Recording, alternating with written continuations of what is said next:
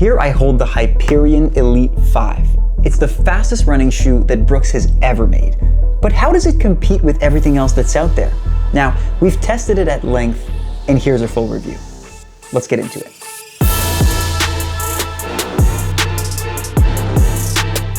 So if you watch this channel regularly, you already know that I'm a big fan of Brooks easy running shoes. My go-to easy running daily trainer is the Glycerin 22. I also really like the Brooks Glycerin Max for long runs. And then the Brooks Ghost is one of the best selling easy running shoes every year. And despite all of that, despite churning out these awesome easy running shoes every year, Brooks has a major problem. They have never released a truly world-beating super shoe. In the last 5 years, we've seen almost every other major running company, Nike, Adidas, Asics, Puma, On, Saucony, release a super shoe that's been truly elite. And meanwhile, Brooks has been trudging along with their Hyperion series that just didn't quite have that same level of speed and responsiveness. Compared to a Nike Alphafly 3, for example, a Hyperion kind of felt like a workout shoe. A big reason for that is that the foams in the Hyperion shoes were not quite as responsive and fast, and the Hyperion Elite 5 looks to remedy that. So, let's look at how it's made.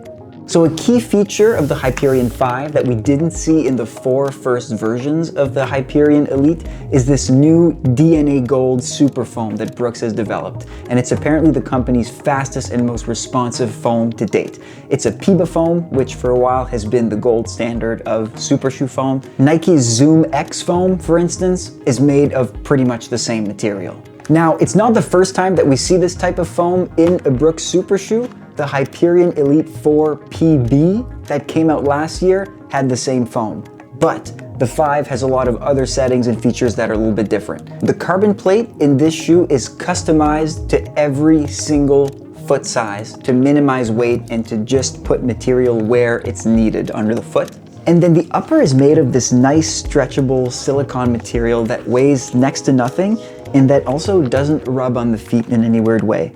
It's also a flexible upper, which is nice because then it accommodates any shape of foot.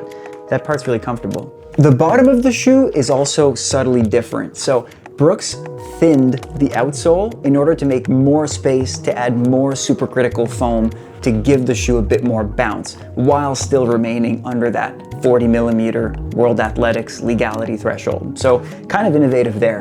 And then finally, the weirdest part of this shoe for me are I think I should call them orbs, the 3 little orbs on both sides.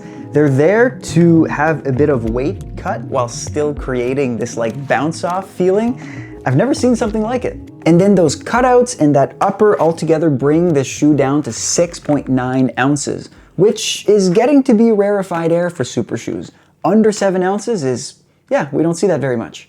I was pretty excited when I saw what the shoe looked like because its weird little oddities at least signaled that Brooks was trying something different with the Hyperion series. And I think they would agree it was much needed at this point. And the orbs look pretty cool.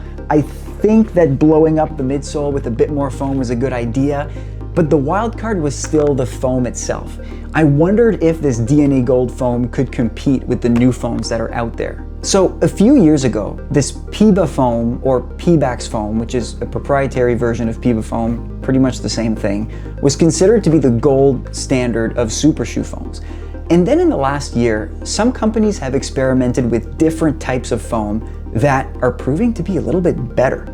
And so I wondered if Brooks's new foam, which is still Puma, could compete with the likes of the Puma Faster Nitro Elite 3 or the Adidas Adios Pro 4, which uses different foams. So we took it outside. Let's start with the Pro. I've done easy runs, threshold workouts, VO2 workouts, track workouts in this shoe, and it's felt comfortable every single time. It's so fun to wear. It never feels awkward. It's stable. It's light.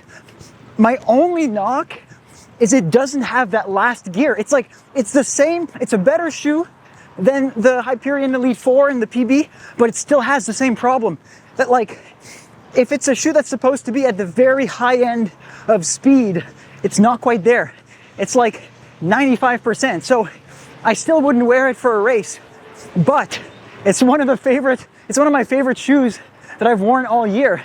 So I kind of feel two ways about it.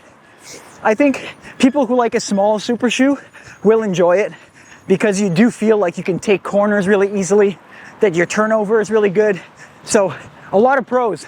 The big difference between the Hyperion Elite 5 and the 4 and the 4 PB and everything that came before it is that this shoe has more bounce. I don't know if the orbs got in my head and I just am like feeling a placebo effect, but I do find that I do bounce off the ground a little bit more than I did with previous shoes. The Hyperion Elite 4 was very hard, and by the end of longer runs, I would feel it in my joints, whereas this shoe has more give, so it's bouncier. It's just not all that much faster, and certainly not faster than what else is out there. So let's rate the Brooks Hyperion Elite 5, starting as always with design. So I really like how they made the shoe lighter, and also bonus points for making it visually pleasing and for trying out some creative little aspects that I haven't seen on shoes before. So I still don't really know if the orbs do anything, but they're pretty cool, and I'm curious to see if they keep it going in the Hyperion series. But for now, it gets a 7.9. Next up is comfort. Slight con of this shoe is that it doesn't quite have the leg saving capabilities that other bigger super shoes do. So if you use it for a marathon, you might feel it a little bit the next day. That being said, it's got some really good comfort elements in that the rock forward profile is not all that strong, so it doesn't feel weird to run in the shoe at different paces. And I've come to really appreciate that in super shoes, because when you have a shoe that only feels good when you're running at top speed, you can't wear it any other time. I'd say you could wear Hyperion Elite 5 for a tempo and not feel all weird and awkward and pushed onto your toes when you don't want to be. So in terms of comfort, it gets an 8 for its versatility. And it also just feels good on the feet. Next up is performance. So I applaud Brooks for, I think, trying to create a small super shoe that's very powerful. We've seen other brands go that way. I'm thinking of the Asics Metaspeed series, which is a more pared down shoe. Same with the Nike Vaporfly 4. But in creating a shoe that's smaller and lighter, this shoe here also loses a little bit of power. And so I need to ding it a little bit. And so in performance, it gets a 7.1. And finally, value. $275 is quite pricey for a super shoe that isn't quite world-beating. So for comparison, a Nike Alphafly 3 is priced at $285.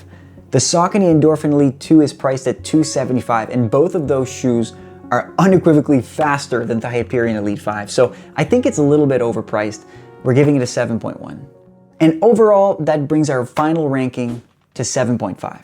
So the verdict. Should you buy the Brooks Hyperion Elite 5? It depends. The bottom line is, it's not that aggressive of a super shoe, and I fear that it doesn't really have the pop to keep you going long after your legs have gotten tired in a marathon. I really don't think that Brooks has cracked the code to making a world beater just yet. But this Hyperion does have other qualities. For one, I could see how it could be a safe super shoe for a lot of people. A shoe that's fun, comfortable, versatile, and doesn't feel weird or awkward to put on. If you're someone who doesn't have all that much experience with super shoes and you want to try one to run a marathon or run anything from a 5K to a marathon really, it's a really good place to start. Also, it's a killer workout shoe. The only thing that's missing, I think, is like that 99th percentile top end speed. And frankly, I know that doesn't matter to everybody. So I think that's the takeaway. It's not the fastest shoe in the world, but it's still very fast. And it's more comfortable than most other super shoes. As for me, I will keep it in my rotation, but I'm gonna use it for key workouts because I actually love how they feel. And if you've already tried the Hyperion Elite 5, let us know in the comments what you thought of it. Maybe we were being too harsh on Brooks' latest shoe. You let us know. And if you're still here and you enjoyed the video, please feel free to share it with other runners in your life who might also enjoy this content. Our goal is to connect with as many runners like you as we can, and a share goes a long way. And thanks for watching. Happy running, and until next time.